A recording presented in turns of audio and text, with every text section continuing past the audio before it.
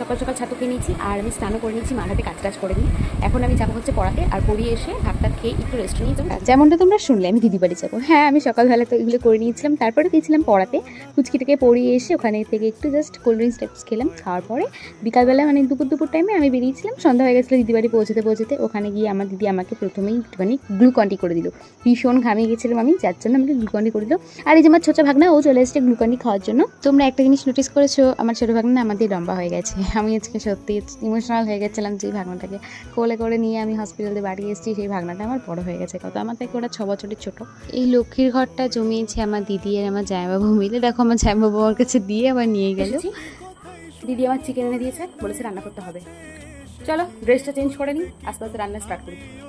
দিদি যাবো বাজারে গেছে, আমাকে ছেলের দায়িত্ব ঘরের দায়িত্বটা দিয়ে গেছে, আর বলেছে রান্না করা স্টার্ট না করতে, দিদি আসলে রান্না করা স্টার্ট করতে। তবে যা টাইম হয়ে গেছে, এখনই 8টা বেজে গেছে রাত, তো ওরা গেছে এখন বাজারে, তো ওদের আস্তে আস্তে কমসে কম 9টা সাড়ে 9টা বেজে যাবে। তখন যদি রান্না বসাই, সেই রান্না হতে হতে প্রায় 15-12টা বেজে যাবে। খেয়ে দিয়ে শোবো কখন তা জানি না।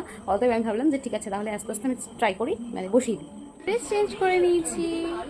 দিদি তো চলে এসেছিল আমার রান্না হতে হতে, তারপরে তো দিদি এসে কিছুটা টাচ আপ দিয়ে দিয়েছিল, ব্যাস দেন আমি রান্নাটা কমপ্লিট করেছি। দেখা হবে নেক্সট মিনি ব্লগ।